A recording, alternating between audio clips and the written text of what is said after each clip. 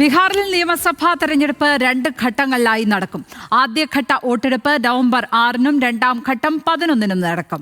November 14-നായിരിക്കും വോട്ടെണ്ണൽ. ഉത്തരേന്ത്യയിലെ ഏറ്റവും വലിയ രണ്ടാമത്തെ സംസ്ഥാനമായ ബീഹാറിൽ നടക്കുന്ന തെരഞ്ഞെടുപ്പ് ദേശീയ രാഷ്ട്രീയത്തിന്റെ ഗതി നിർണ്ണയിക്കുന്നതിൽ നിർണായകമാകും. Date of poll 6 November Thursday और दूसरा 11 नवंबर ट्यूसडे. काउंटिंग 14 नवंबर को होगी और पूरी चुनावी प्रक्रिया 16 नवंबर तक समाप्त कर ली जाएगी. സംസ്ഥാനത്തെ 243 സീറ്റുകളിൽ 121 മണ്ഡലങ്ങളിലായാണ് തെരഞ്ഞെടുപ്പ് നടക്കുക. രണ്ടാം ഘട്ടത്തിൽ വിധിയെഴുതുന്നത് 122 മണ്ഡലങ്ങൾ. 243 അംഗ നിയമസഭയുടെ കാലാവധി നവംബറിലാണ് അവസാനിക്കുന്നത്. 7.43 കോടി വോട്ടർമാരാണ് ബീഹാറിൽ ആകെയുള്ളത്. ഇതിൽ 3.92 കോടി പുരുഷന്മാരും 3.5 കോടി സ്ത്രീകളുമാണ്. 14 ലക്ഷം പുതിയ വോട്ടർമാരുമുണ്ട്.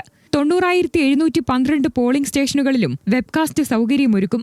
ഒരു ബൂത്തിൽ വോട്ടർമാരുടെ എണ്ണം 1200-ൽ കൂടില്ല. വോട്ടിംഗ് യന്ത്രത്തിൽ സ്ഥാനാർത്ഥികളുടെ ചിത്രം കളറിലാക്കും. മൊബൈൽ ഫോണുകളുമായുള്ള പ്രവേശനം പൂർണ്ണമായും തടയും.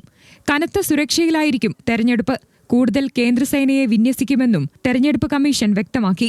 ബീഹാറിൽ നടന്നത് വോട്ടർ പട്ടികയിലെ ശുദ്ധീകരണമാണെന്ന് തെരഞ്ഞെടുപ്പ് കമ്മീഷൻ ആവർത്തിച്ചു. എൻഡിഎയും ഇന്ത്യാ സഖ്യവും തമ്മിലാണ് മത്സരം. ഏറെ കോളിളക്കമുണ്ടാക്കിയ വോട്ടർ പട്ടിക പരിഷ്കരണത്തിന് ശേഷം നടക്കുന്ന തെരഞ്ഞെടുപ്പ് ദേശീയ രാഷ്ട്രീയത്തിന്റെയും ഗതി നിർണ്ണയിക്കും. 56.93% പോളിംഗ് രേഖപ്പെടുത്തിയ കഴിഞ്ഞ തെരഞ്ഞെടുപ്പിൽ 75 സീറ്റ് നേടി RJD ഏറ്റവും വലിയ ഒറ്റകക്ഷിയായെങ്കിലും JDU BJP സഹകരണത്തിൽ NDA അധികാരം പിടിക്കുകയായിരുന്നു.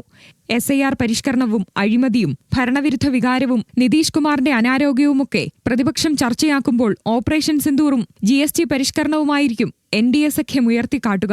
ബീഹാർ നിയമസഭാ തെരഞ്ഞെടുപ്പിനൊപ്പം 8 നിയമസഭാ സീറ്റുകളിലേക്കുള്ള ഉപതെരഞ്ഞെടുപ്പും പ്രഖ്യാപിച്ചു.